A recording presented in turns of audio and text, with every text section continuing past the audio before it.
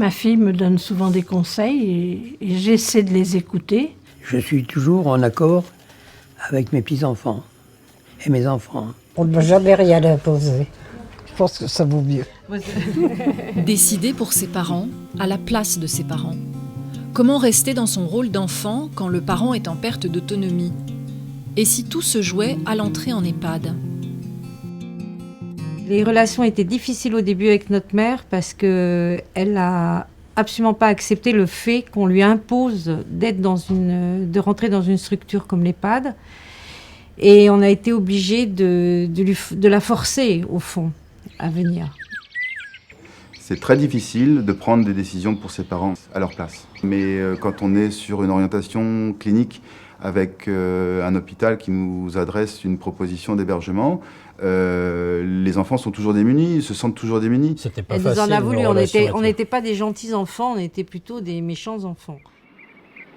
Il est important quand une personne âgée rentre en EHPAD que ça soit sa décision, qu'on ait un minimum de consentement de la personne qui rentre. Regarde tous les oiseaux qu'il peut y avoir là-bas. Venir ici est un choix que nous avons fait il y a déjà longtemps. Cette décision, personne ne nous a forcé à la prendre. On avait voulu venir, on n'a pas eu de problème. Bien, bonne promenade, monsieur Masson. Le rapport et la communication qui existent entre les enfants et les parents au moment de l'entrée peut être à la fois positive et négative. C'est-à-dire que positive parce que les enfants vont reprendre leur place d'enfant et plus la place de garde-malade, d'infirmière, de veilleur de nuit qu'ils avaient quand la personne était encore à domicile. Mais inversement, ils projettent sur leurs parents toutes leurs envies, le fait qu'ils soient en bonne santé, qu'ils soient propres, et tout ce que eux-mêmes n'arrivaient pas à faire à domicile, ils nous demandent de pouvoir y arriver ici. Quand la personne âgée rentre dans l'EHPAD, la famille a envie de choisir l'ensemble de la décoration de la chambre, l'ensemble de ce qu'on... comme pour eux. Et là, dans ce cas-là, j'interviens. C'est le choix de la résidente ou du résident, c'est à lui de personnaliser son appartement. J'ai fait comme si j'étais chez moi, ce que j'ai pu mettre dans la pièce, voilà, c'est là. Si les enfants doivent lâcher prise pour respecter le libre arbitre de leurs parents, quel type de rôle peuvent-ils encore trouver auprès d'eux? Le rôle des enfants, c'est de faire le lien entre la vie à domicile et l'établissement, entre le passé, je trouve, et le présent, puisqu'ils connaissent l'histoire de la personne et ils vont nous éclairer sur le comportement et sur les demandes de la personne aujourd'hui. Ce sont des partenaires qui sont essentiels dans notre travail. Vous voudriez faire quoi comme activité? De la marche, forcément. La marche. Pour aider la parole du résident, on a besoin de la famille, on a besoin des enfants. C'est essentiel. Nous, professionnels, on accompagne les familles, les résidents, pour faire le lien. On a heureusement trouvé une structure absolument fantastique, ça faut avouer, qui a su nous aider pour lui parler, pour avoir un autre comportement. Les relations sont devenues beaucoup plus positives, beaucoup plus... on parle du passé, du présent, il y a véritablement des échanges et nos relations sont oui, et puis vraiment améliorées. Il n'y a plus du tout de colère. Quand les parents rentrent en maison de retraite, toute la dynamique familiale va être bousculée. Mais l'institution, c'est un terrain neutre qui permet l'expression de toutes ces relations passionnantes.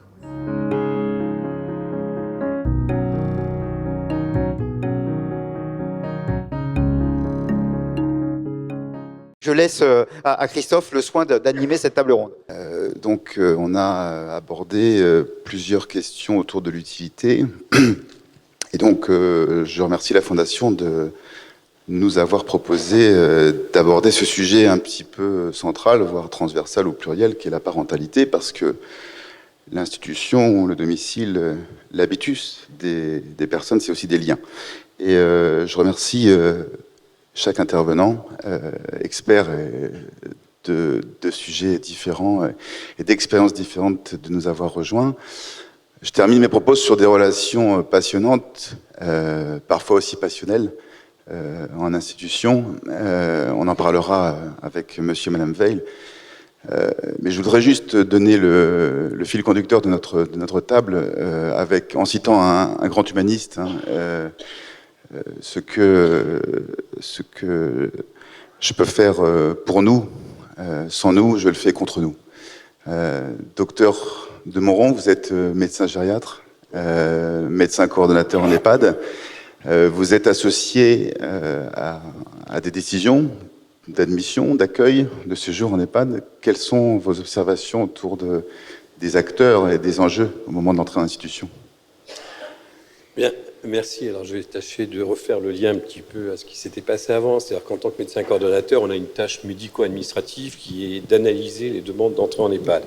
Et au fur et à mesure du temps, il m'est venu un peu cette réflexion. Oui, merci. Il m'est venu cette réflexion que finalement, il y a encore quelques années, quelqu'un a parlé de 12-14 ans, mais cela correspondra à ça, les demandes d'admission étaient motivées par, mot un peu brutal, c'était retour à domicile impossible. Ça, c'était quand même le gros lot quand même des demandes qu'on avait. C'était des gens qui, à l'occasion d'un épisode de santé, se retrouvaient incapables de rentrer à domicile. Et puis petit à petit, ça a été rappelé aussi bien par Madame Egoff que par Monsieur Hurel, que par Madame Cabrol et par Madame Leblanc. C'est vrai que c'est mis en place tout un réseau associatif et puis institutionnel qui permet le maintien à domicile. Je crois que là-dessus, il faut parler des CLIC, tout le monde en a parlé, des HAD, des SIA, des ADMR, des CCAS, etc. Tous ces acronymes qui font que finalement, le maintien à domicile, je crois que c'est le souhait de toutes les personnes âgées, et je pense que c'est notre souhait aussi, de pouvoir rester le plus longtemps dans son tissu social, affectif et social. Et là, je veux dire, j'ai vu disparaître un peu ces demandes qui étaient motivées par des retours à domicile impossibles, par des, finalement, maintiens à domicile difficiles. Et c'est vrai que c'est plus qu'un glissement, je pense que c'est le reflet de tout le travail qui est fait sur le terrain afin que les personnes âgées puissent rester le plus longtemps possible à domicile. Alors, ça a un intérêt quand même majeur, c'est que finalement, d'une situation qui est toujours traumatisante, le fait de rentrer en institution, je veux dire, c'était amoindri, je veux dire, par une espèce de temps, par une temporalité qui permet à la fois aux résidents, à la famille, de voir que les ressources logistiques, que ce soit par les associations ou les ressources affectives, s'épuisent et qu'à ce moment-là, on peut entamer une réflexion. Alors là, j'ai bien entendu la dame qui est venue du Calvaire Saint-Pierre à pied et c'est vrai que là, même maintenant, cette réflexion commence un petit peu à s'engager. C'est vrai qu'on est confronté à ce vieillissement extrême et finalement, même si on est peut-être vice-champion du monde ou champion du monde dans la longévité, on n'est pas les champions du monde dans ce qu'on appelle la longévité sans incapacité. Ça a été les pays nordiques, particulièrement la Finlande, et je crois que finalement c'est un petit peu cette étape qui est un petit peu plus longue, mais qui permet finalement de mieux mûrir cette décision de rentrer en EHPAD. Et là, dans cette entrée en EHPAD, je veux dire, là, on va en reparler tout à l'heure, il y a un temps, je dirais, de coordination, mais ça permet de reconstruire beaucoup de choses qui s'étaient peut-être déconstruites à cause d'une part de l'émergence des maladies neurodégénératives, et puis de recréer du lien, finalement, entre les générations. Ça a été rappelé par M. Guérin, et je pense que c'est une partie importante du passage en EHPAD, de recréer du lien avec, finalement, la famille, les enfants, ça a été dit, les proches, et puis finalement tout le tissu social qui pouvait exister. Mais là, je crois que ça va être développé aussi à la fois par monsieur et madame, et puis par monsieur Ouzel à ce moment-là. Et puis on en reparlera peut-être au cours de questions. Voilà ce que m'inspirait. Merci, docteur de Romand. Professeur Ouzel, vous êtes psychanalyste, médecin pédopsychiatre, et vous avez travaillé sur cette question de la parentalité. On parle de rôle, de lien, les lieux sont aussi des liens. Quels sont d'après vous le rôle des parents ou des grands-parents encore présents dans l'institution? Peut-être je dois au préalable expliquer un petit peu ma position et ma présence dans cette table ronde parce que je me sens un petit peu marginal, à part ma qualité de personne âgée et moi-même. Je me suis occupé d'enfants et d'adolescents en tant que pédopsychiatre. Mais j'ai été sollicité pour travailler sur ce thème de la parentalité, évidemment en ce qui concernait les enfants, les adolescents, notamment les enfants qui étaient retirés à leurs parents. Et la question qui nous était posée par le ministère des Affaires sociales de l'époque, c'était dans les années 90, c'était mais qu'est-ce qui se passe du côté des parents quand on leur retire leur enfant ou quand on créer une mesure d'assistance pour l'éducation de leurs enfants. Au fond, quand on met en question leur qualité même de parents. Et ce thème de parentalité, qui est un néologisme relativement récent, indiquait bien l'impact que peut avoir des mesures d'institutionnalisation, de retrait, de distanciation entre parents et enfants, dans la mesure où il souligne le fait qu'il y a tout un processus psychique profond, en grande partie inconscient, qui se déclenche dans une situation où on devient parent. Alors, du côté des personnes âgées, évidemment, les choses sont pas identiques et même pas symétriques, mais je crois qu'il y a quand même des enseignements à en retirer. J'étais très frappé dans le film qu'on a vu de cette capacité que peut redonner à des enfants leur position d'enfant par rapport à leurs parents lorsqu'ils sont soulagés, j'oserais dire, de tâches quotidiennes, de tâches d'aidants extrêmement prenantes, absorbantes, difficiles, et qui risquent de leur faire perdre une position d'enfant par rapport aux parents âgés. Je pense que dans la parentalité, il y a plusieurs axes, plusieurs aspects, et c'est ce que nous avions essayé de mettre en évidence dans le groupe que j'avais animé à l'époque, on avait distingué 3 axes principaux, ce qu'on avait appelé l'exercice de la parentalité, c'est-à-dire le fait d'être juridiquement reconnu comme parent de tel enfant, et je rappelle quand même qu'il y a aussi des droits des grands-parents par rapport à leurs petits-enfants. Donc il y a une dimension juridique qui demeure. L'expérience de la parentalité, c'est-à-dire toute cette dimension relationnelle, affective, qui lie les parents à leurs enfants, et puis la pratique de la parentalité. Alors, on pourrait reprendre, mais je n'ai pas le temps, rassurez-vous, je ne vais pas déborder davantage, chaque axe pour voir ce qui peut en demeurer chez les personnes âgées et éventuellement chez les personnes âgées institutionnalisées dans des EHPAD. Je pense que tout ce qui peut en être gardé est essentiel. Je crois qu'il y a un lien affectif entre grands-parents ou arrière-grands-parents, petits-enfants ou arrière-petits-enfants qui est absolument essentiel. Et là, je me situe plus du côté de ma pratique de psychanalyste. C'est un bonheur pour les gens, et les gens devenus adultes, là je parle d'adultes, quand ils peuvent s'appuyer sur des relations avec des grands-parents. Parce que les grands-parents, ils ont l'avantage considérable d'être à la fois dans une position d'ancêtre, dans une position parentale, et en même temps dégager des contraintes quotidiennes, des obligations éducatives qui incombent aux parents. Ça permet de libérer une relation affective qui est extrêmement précieuse, et je suggérerais, si je peux m'y autoriser, que dans les paramètres qui nous ont été très clairement décrits tout à l'heure dans les enquêtes auprès des personnes âgées, on ajoute ce paramètre-là de l'utilité affective. Merci, professeur Houzel. Je vais présenter monsieur et madame Veil, qui sont deux neveux et nièces, je peux dire, hein, d'une personne qui est accueillie en EHPAD. Professeur Houzel nous parle d'affectivité et d'expression d'affectivité en EHPAD, mais pas que en EHPAD, dans le grand âge aussi. Est-ce qu'on a encore le droit d'eux? Est-ce que je peux encore faire des choix? Vous avez une histoire à nous raconter et vous êtes par ailleurs intéressé par cette question sociétale. Alors, je suis là pour témoigner d'un conte de fées au pays des personnes âgées.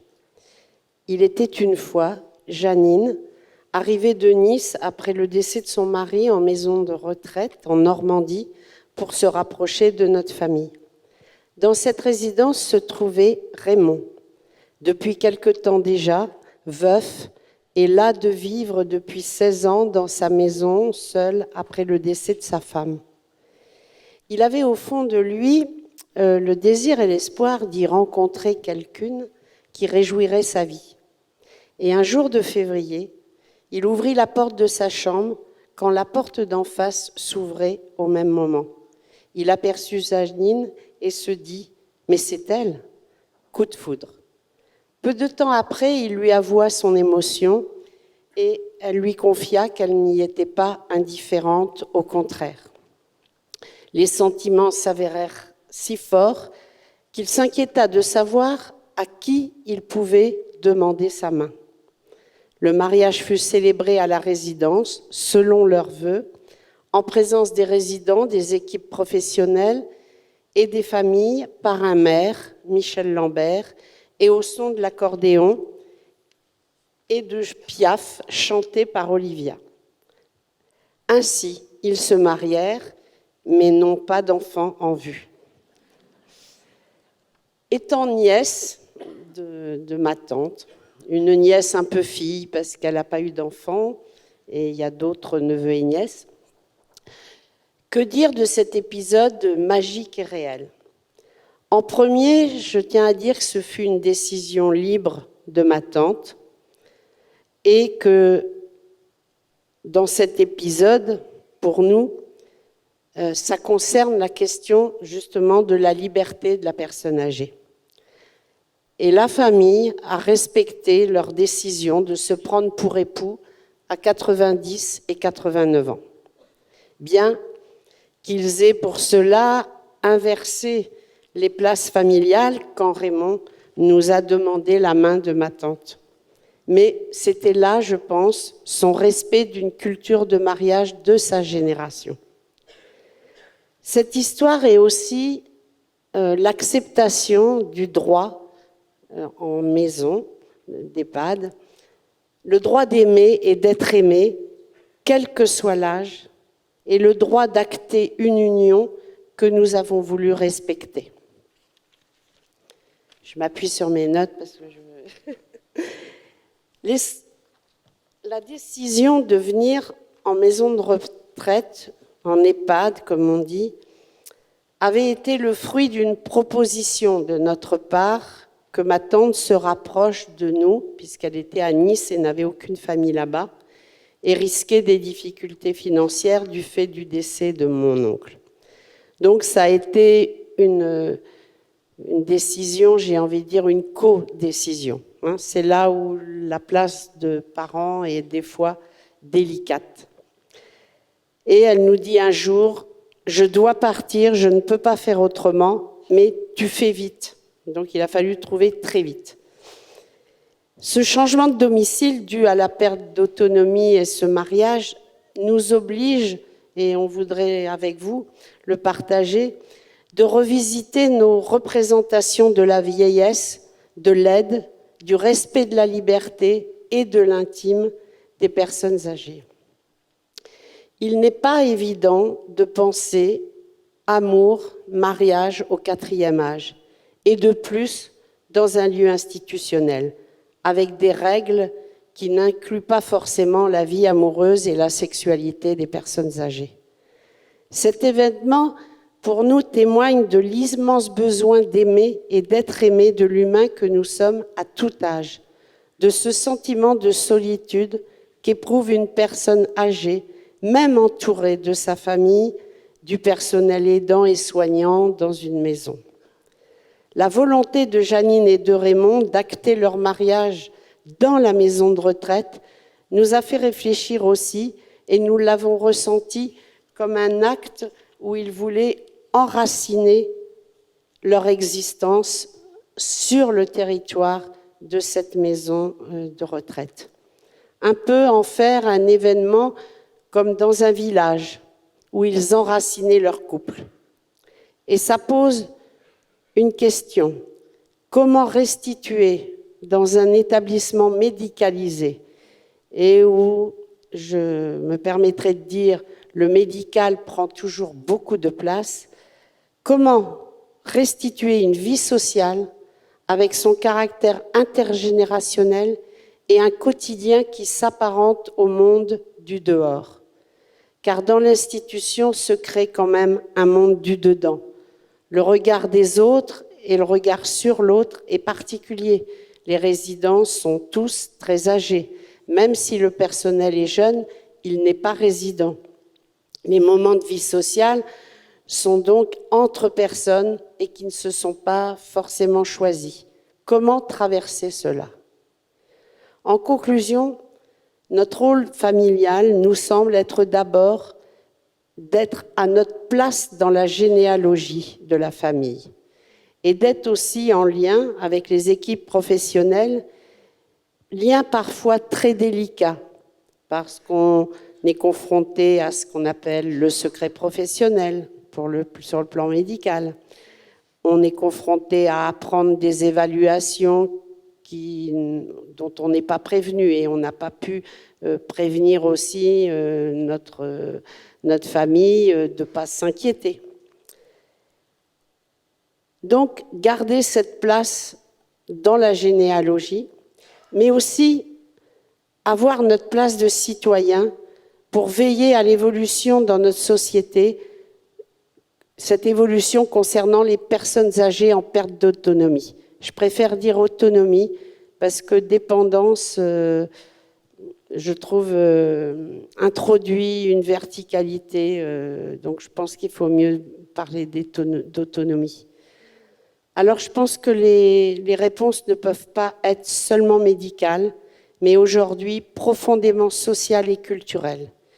Et je finirai aussi par une question qui me préoccupe beaucoup, parce que ma famille a la possibilité d'être en EHPAD, c'est sûr, mais qu'en sera-t-il des personnes âgées qui augmentent en nombre vraiment important et dont la précarité augmente aussi énormément? Merci Madame Veil pour ce récit, ce sourire et aussi un peu cette anecdote, mais est-ce que c'est vraiment une anecdote que de parler d'affectivité à 90 ans, à 85 ans, ou même au-delà?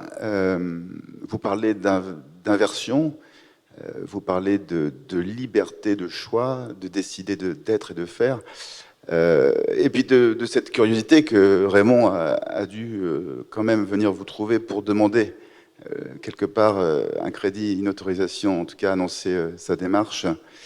Il n'a pas pu le faire autrement. C'était avec vous. Et je reviens avec les propos du professeur Ozel sur les traces et la relation entretenue entre les parents et les enfants.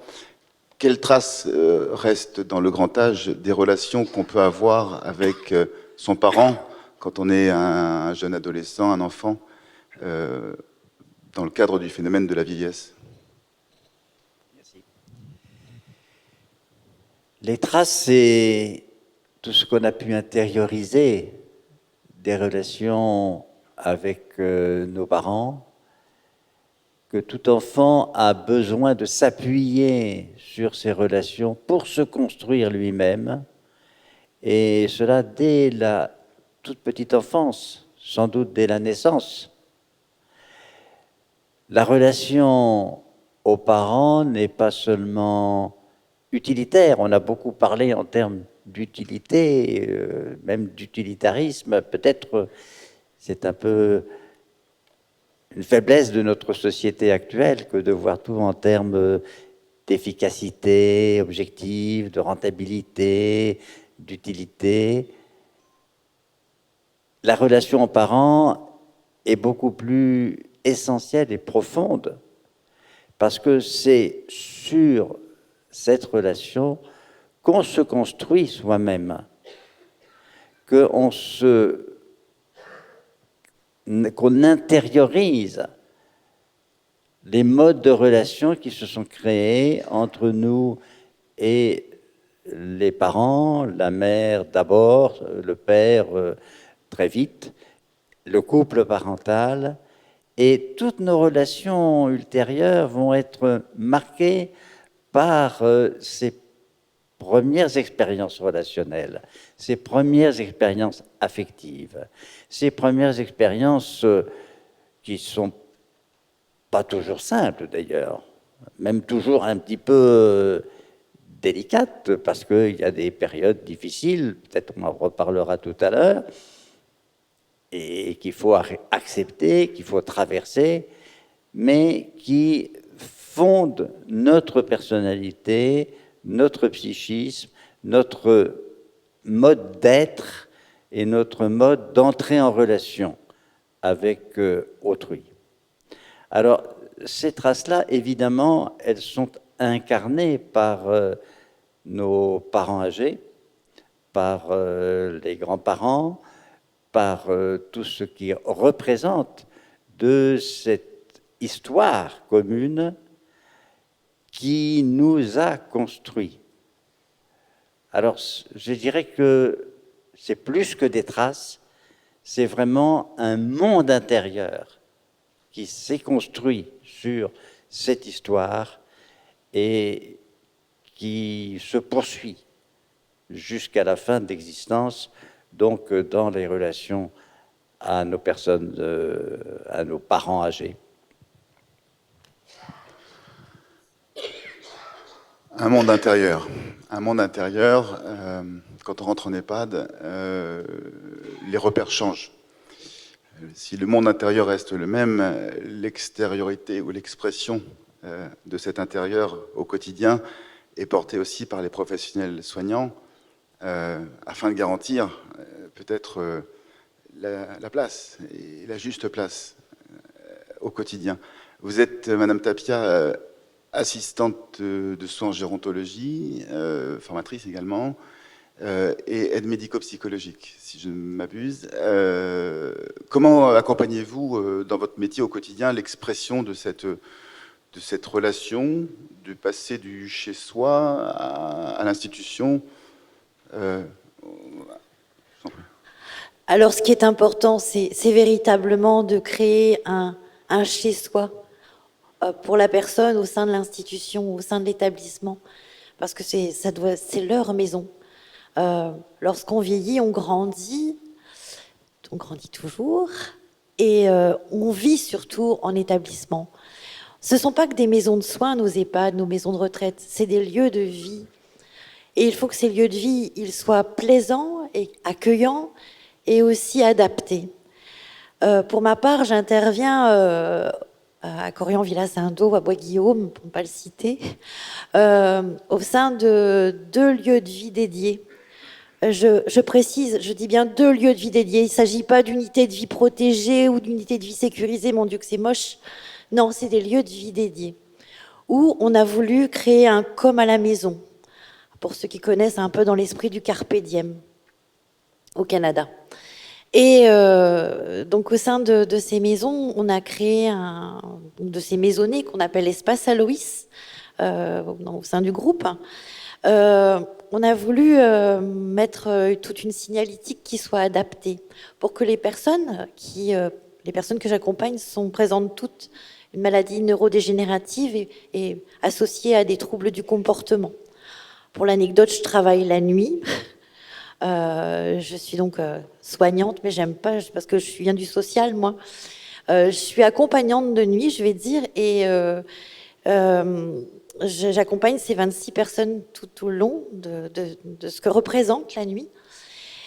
Et il est important pour elles qu'elles soient le plus autonomes possible, tout le temps. Alors, pas que la nuit, mais le jour aussi. Donc, toute une signalétique adaptée. Nous avons été formés à Montessori adapté, ça nous a permis de mettre en place beaucoup d'outils. Dans ce lieu de vie qui se veut être donc 2 petites maisonnées, mais qui sont rattachées à l'établissement, bien entendu, physiquement parlant. Il y a une cuisine interactive, il y a la salle à manger, le salon, et puis après tout un espace avec les chambres. Et l'architecture en elle-même est déjà enveloppante, elle permet de se sentir coucouné, je serais tentée de dire. on va on va vraiment faire tout ce qu'il faut pour que la famille, un peu, je rejoins ce que j'ai vu dans le petit film, choisisse avec la personne ce qu'on va mettre dans, voilà, ce qu'on va pouvoir présenter dans la chambre, amener comme meuble. On ne pourra pas emmener son armoire normande, certes, mais emmener en tout cas tout un tas d'objets de ce qui font l'identité de la personne. Et puis, on leur dira surtout, ne lavez pas, pour l'anecdote, ne lavez pas les couvertures, ne lavez pas les coussins, pour qu'on puisse amener à l'odeur de la maison, pour mettre des repères, parce que c'est tellement important.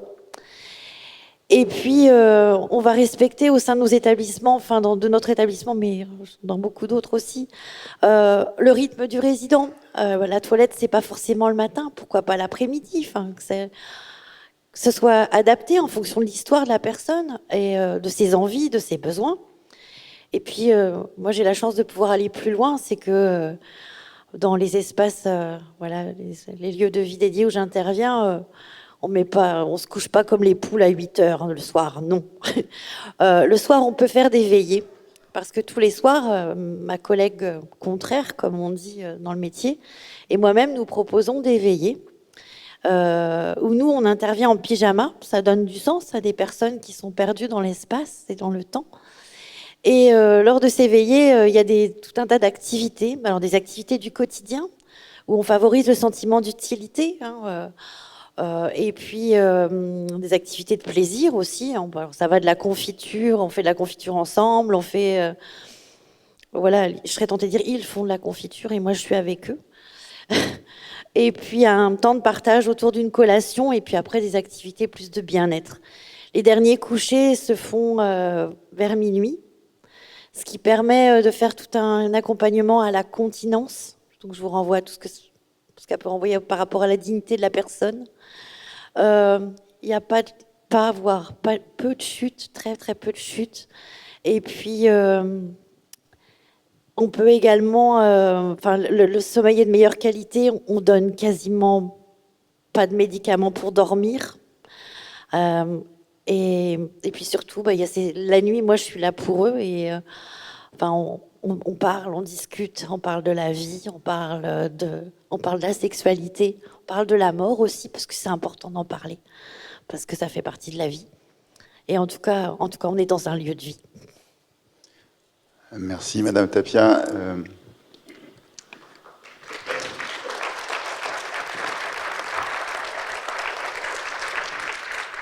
Pour votre expérience qui s'attache aux détails, aux petites choses du quotidien, aux petits riens, qu'il nous appartient de favoriser autant que se faire se peut en EHPAD, mais pas qu'en EHPAD. Monsieur Veil, est-ce que l'institution aujourd'hui permet ou favorise l'expression de ces liens de la personne au centre de son entourage familial ? Après le conte de fées, je voudrais regarder un petit peu le soubassement de ce conte de fées et de voir un petit peu, parce que je l'ai vécu, comment se produit l'entrée en institution d'une personne, en l'occurrence ma belle-tante. Je ne vais pas faire un polar ou exagérer les difficultés, je voudrais simplement montrer quel est l'effet de cette institution sur la personne et sur la gestion de son intimité. Le premier effet, alors les effets sont simples, c'est par rapport à la gestion de l'intimité, c'est la coupure qui est provoquée par le placement ou par l'entrée, et deuxièmement, par un effet très fort de visibilité et de surexposition au regard des autres, notamment lorsqu'on appartient à la génération des gens qui souffrent de handicap. Il ne faut pas oublier que les personnes que moi j'ai fréquentées dans l'institution, et c'est très fréquent, lorsqu'elles ont dans les 80-90 ans, sont des gens qui sont nés avant la Deuxième Guerre mondiale, qui ont subi le traumatisme de la Deuxième Guerre mondiale, qui ont profité d'un développement économique, les 30 Glorieuses, et qui ont vu après des formes très différentes de gestion économique, sociale, etc. Pour parler de la coupure, c'est très, très rapide.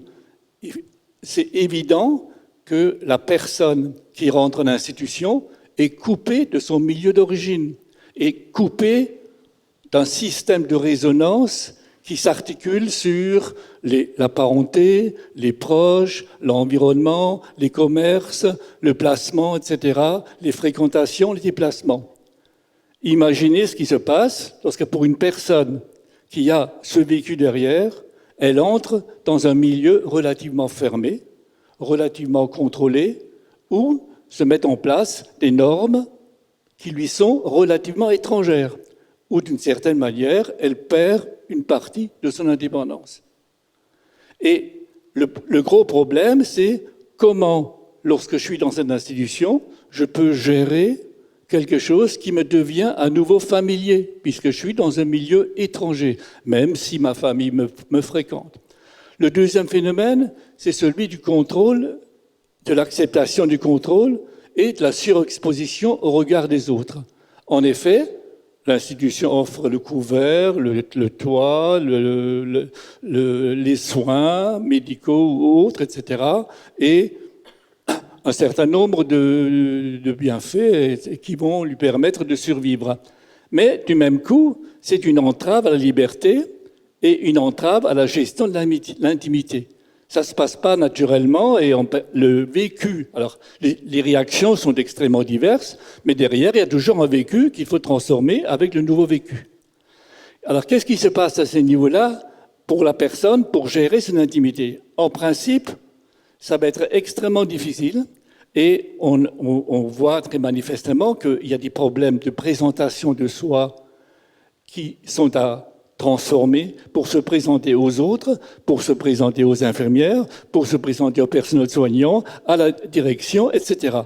Ça ne se gère pas à 80 ans comme ça se gère à 20 ans ou à 30 ans. Donc, il y a un espèce de retrait qui se produit qui est similaire de retraite qui s'opère à la vie active ou qui s'opère lorsque l'on entre dans l'institution.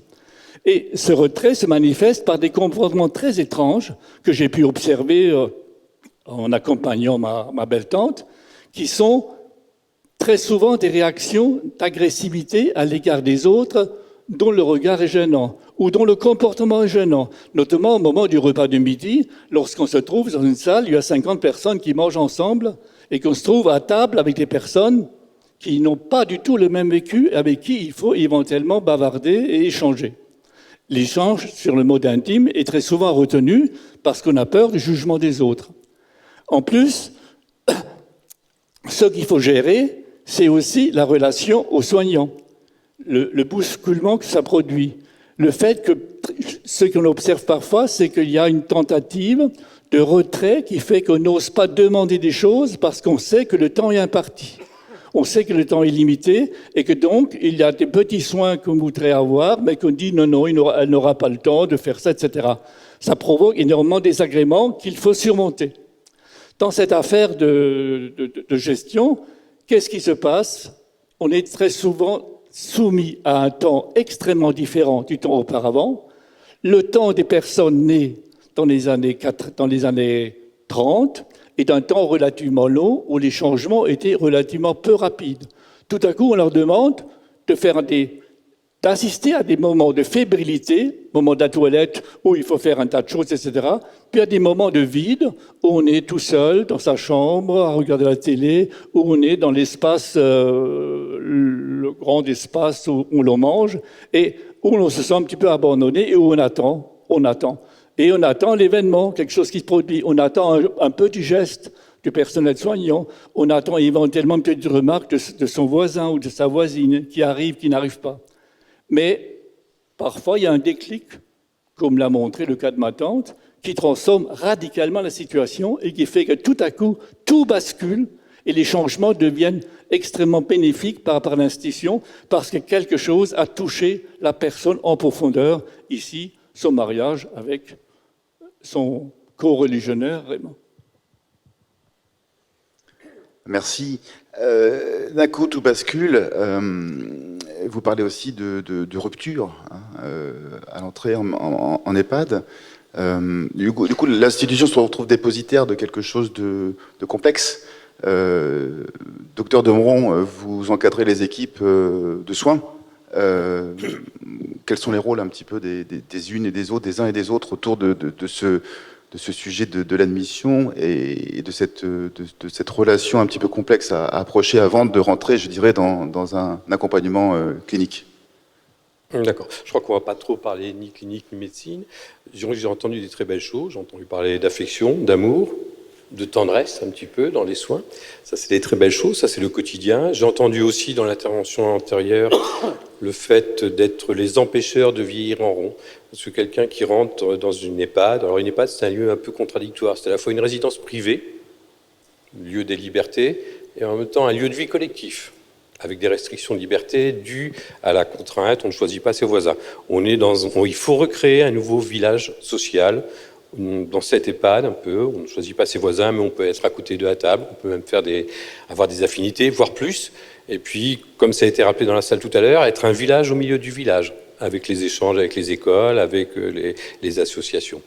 Alors, il y a un temps très très important, là, qui est quand même bien pris par les équipes, c'est le temps de rédaction, ce qu'on appelle le projet de vie individualisé, le PVI, vous avez peut-être entendu parler, ou le PAP, le projet d'aide personnalisé. Je crois que c'est vraiment des temps importants, où l'équipe est là pour recueillir un peu les souhaits de la personne qui vient de rentrer, quel est son désir, quels sont ses souhaits, quelles sont ses libertés, quelles sont les choses qu'elle ne supporte pas. Je crois que c'est des points, un moment très très important dans lequel... Et en même temps, on peut recueillir les souhaits des proches.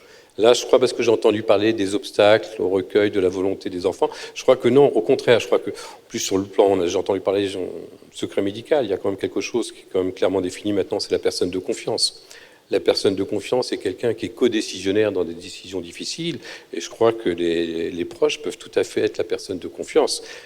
Peut-être que les choses évolueront et probablement évolueront pour une plus grande prise en charge de la personne de confiance. Il y a aussi le temps de rédaction des directives anticipées, ça a été dit un petit peu, parce que le lieu de vie en EHPAD, c'est un lieu de vie, et dans le lieu de vie, il y a la mort. C'est ce qui a été dit aussi. Et qu'est-ce que je souhaiterais, qu'est-ce que je ne souhaiterais pas.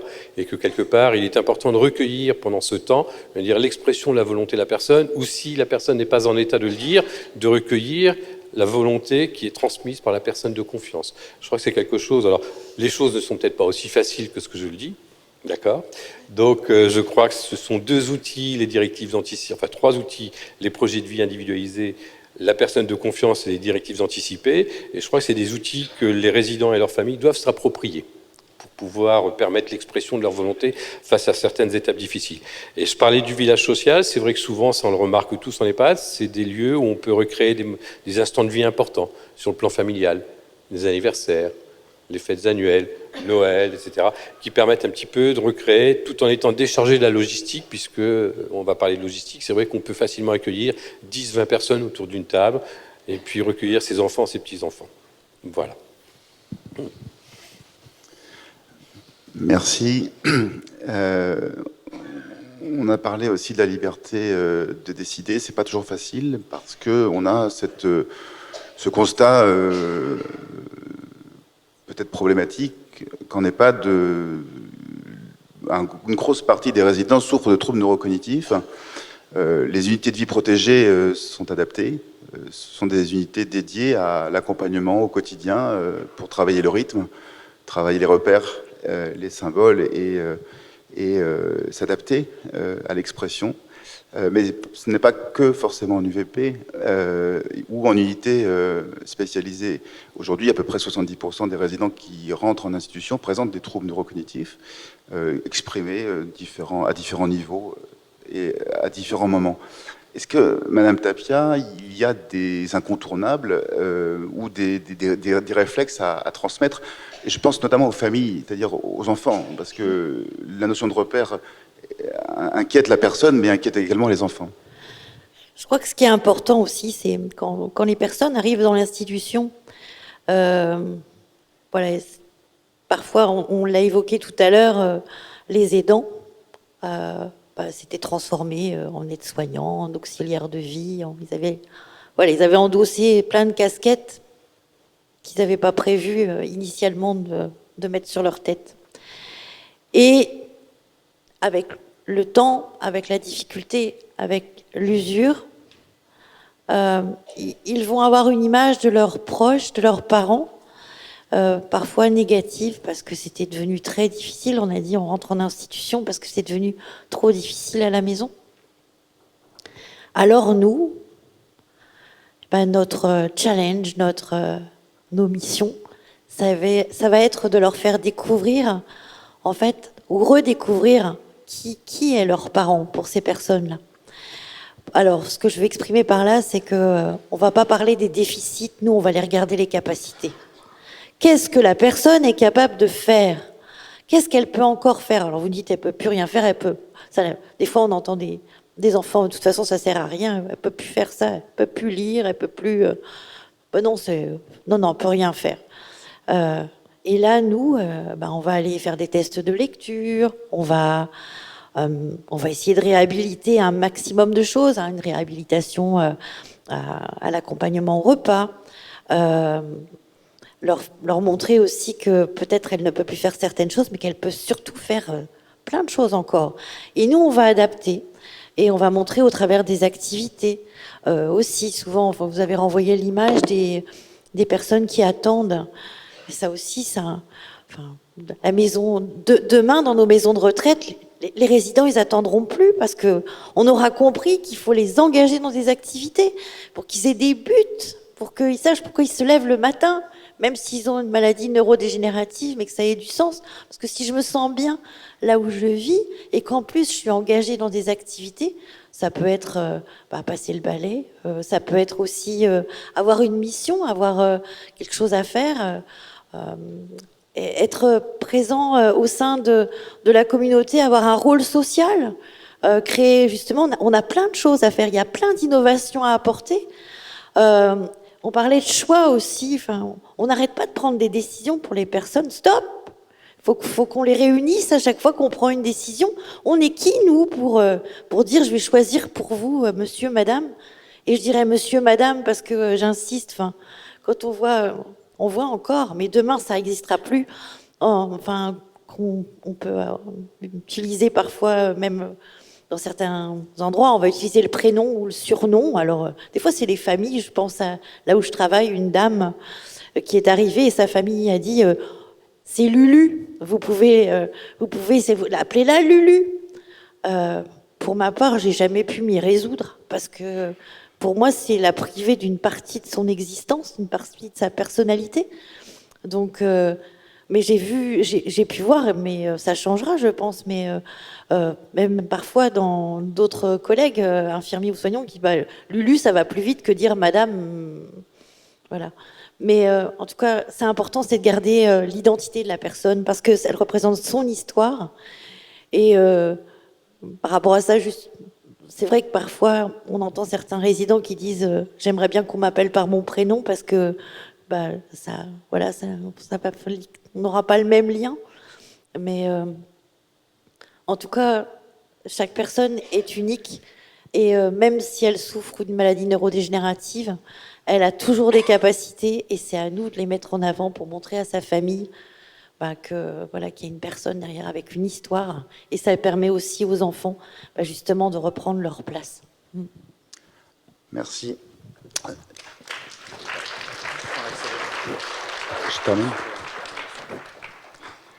Je terminerai donc avec professeur Ozel sur cette notion de représentation. Les enfants vont, avec les équipes et grâce aux équipes et grâce à l'institution, reprendre une place, leur place. Est-ce que l'arrivée, l'accroissement de la dépendance peut chahuter, je dirais, les représentations que les enfants ont de leurs parents? Je pense qu'on a été tous frappés par le fait qu'on a applaudi Madame Tapia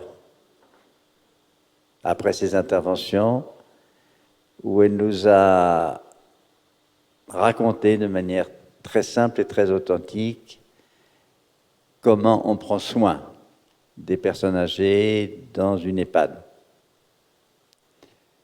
Je trouve qu'on manque d'ailleurs d'un mot en français parce que les Anglais, ils ont care, qui veut dire c'est pas des soins médicaux, c'est s'occuper de quelqu'un qui a besoin qu'on l'aide, qu'on l'accompagne, qu'on s'occupe d'elle. Alors que soin, ça pourrait se renvoyer tout de suite à une dimension médicale qui, bien sûr, est souvent nécessaire et précieuse, mais pas suffisante.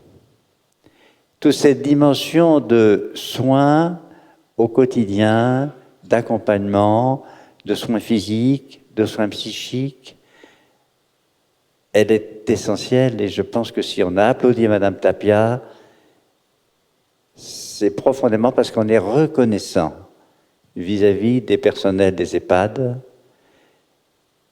de se consacrer à ces soins. Et je pense que récemment, on a été très frappé par les conditions souvent extrêmement difficiles dans lesquelles ils sont amenés à travailler. On pourrait dire que la santé d'une société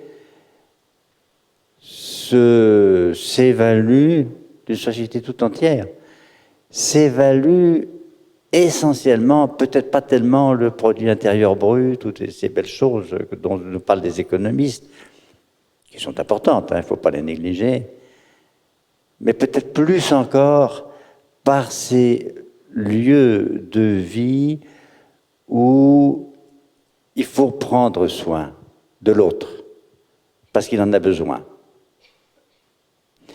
Alors je disais tout à l'heure qu'on se construit personnellement en relation avec nos parents, avec les personnes qui se sont occupées de nous quand on était tout petit, quand on avait besoin d'être accompagné et éduqué. On se construit dans ces relations, et ces relations, elles ne sont pas toujours au beau fixe. Il faut admettre qu'il y a des moments difficiles, il y a des frustrations, il y a des colères, il y a de l'agressivité. Et parfois, ça prend des dimensions extrêmement violentes. Je pense aux caprices, aux colères des tout-petits de 3-4 ans. C'est quelque chose. Et c'est pas facile d'y faire face. Autrement dit, dans ces relations, il y a le meilleur et le pire. Il faut se débrouiller avec ça. Et c'est pas facile. Parce qu'on a besoin intérieurement de s'appuyer sur le meilleur. Il faut donc négocier les choses en permanence pour que le pire ne l'emporte pas. C'est ce que dans le jargon psychanalytique, on appelle la réparation. On a besoin de réparer en permanence dans notre monde interne des images de bons parents qui nous accompagnent, qui nous aiment, qui nous soutiennent, qui nous sécurisent. Alors si je dis ça, c'est parce que je crois que chez les personnes âgées, on retrouve ce problème sous un autre angle. Ils sont diminués, parfois dégradés, parfois abîmés. Et ça ravive toute cette dimension difficile de notre existence, voire de notre enfance ou de notre petite enfance. Comment réparer? Comment réparer cela? Par ces soins au quotidien. Ces soins physiques, je pense qu'on est extrêmement sensible quand une personne âgée est propre et bien coiffée, maquillée peut-être pour une dame. C'est joli, un vieillard, à condition qu'il soit réparé aussi dans sa présentation. Et on y est extrêmement sensible. Réparé aussi psychiquement, relationnellement, quand on voit qu'il trouve du plaisir, du bonheur dans la vie au quotidien qu'il a dans son institution ou accompagné s'il peut rester à domicile. Donc c'est toute cette dimension de réparation qui, je crois, est absolument essentielle pour la personne âgée, mais aussi pour ses enfants, pour ses petits-enfants, pour nous tous et pour la société tout entière. J'ai envie de dire, pour conclure et prolonger un peu mon propos, que le soin aux personnes âgées, pas plus que le soin aux tout-petits, ça ne doit pas être des variables d'ajustement, ça doit être au contraire des priorités dans nos investissements. Investissement financier, investissement de temps, investissement de formation, parce que de cela dépend la santé de la société tout entière.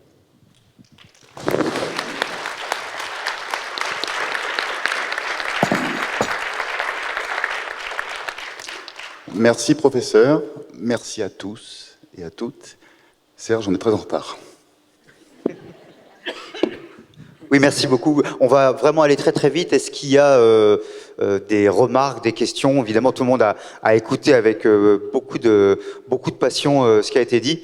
On va prendre deux questions. Là, je vois qu'il y a deux mains qui se lèvent. Bonjour.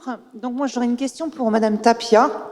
D'abord, Madame Tapia, comment ne pas vous applaudir votre passion et puis le fait de valoriser les personnes âgées. Enfin, je trouve que c'est vraiment formidable. Et je voulais savoir si vos fameuses veillées ou soirées pyjama, c'était quelque chose de propre à votre établissement ou est-ce que c'était une volonté du groupe Corian? Et surtout, d'où est venue cette idée? Est-ce que vous vous êtes appuyé sur d'autres concepts par rapport à d'autres pays? Je voulais savoir. Alors, faut savoir qu'avant de travailler à Corian-Villa-Saint-Do, j'ai fait 15 ans de domicile. Donc, c'est pas rien. Et quand je partais le soir, le métier d'aide à domicile, c'est ça, j'étais auxiliaire de vie sociale, déjà à SG à l'époque. Et quand vous fermez la porte à 20h, en fait, il y a des tas de fois, puis vous savez qu'il n'y aura plus personne jusqu'au lendemain, à 8h dans le meilleur des cas, peut-être plus tard encore. Et là, vous vous dites, il y a ce grand espace de temps qui est propre à la relation, où on pourrait faire des choses. Vous voyez des gens qui vous disent, ils n'avaient pas précisément envie d'être couchés ou pas précisément seuls, parce que la nuit, c'est quelque chose de très particulier.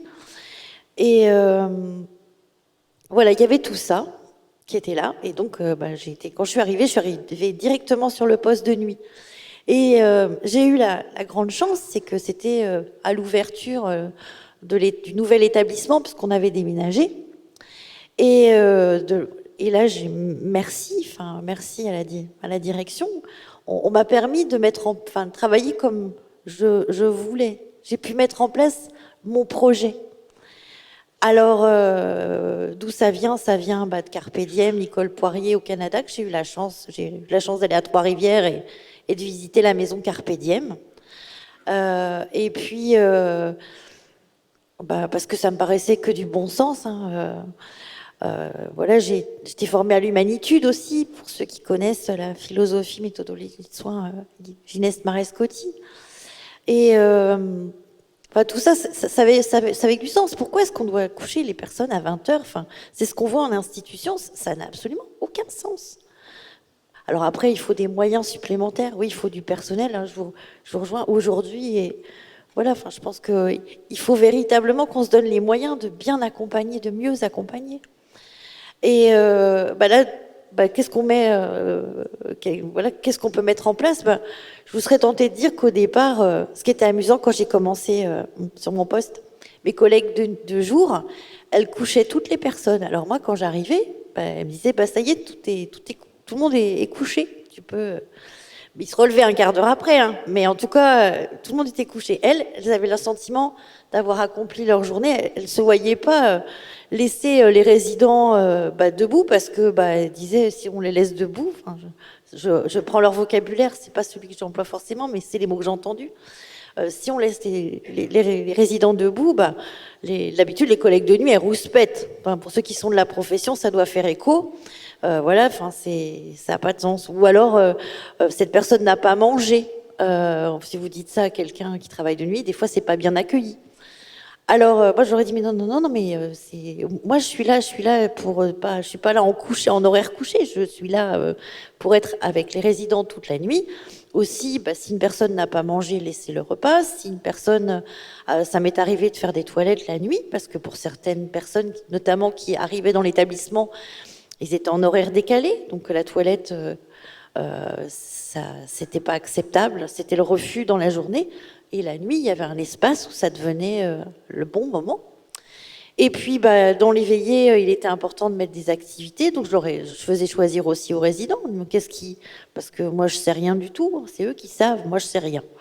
Donc, je leur demandais qu'est-ce qui vous ferait plaisir. Enfin, ou voilà, qu'est-ce qu'on pourrait faire. Alors, bon, ça a été toujours, au départ, c'était beaucoup la chanson, la musique. Vous savez à quel point ça peut fonctionner avec ce type de personnes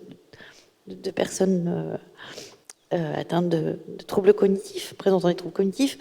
Et on a fait des vraies fêtes, hein. D'ailleurs, un jour, c'est même la musique, on avait fait une soirée créole, c'est même la musique qui avait attiré madame la directrice de l'époque, qui s'était dit, mais il y a du bruit, qu'est-ce que c'est que tout ça? Et puis elle était arrivée, on était en train de faire des beignets de bananes et tout le monde dansait, et il était 10h du soir, quoi. Donc voilà, enfin...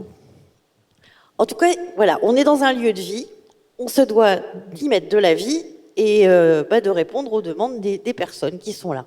Voilà. Et en aucun cas, je ne suis chez moi, je suis chez eux. Et c'est eux qui me disent ce dont ils ont besoin, ce dont ils ont envie.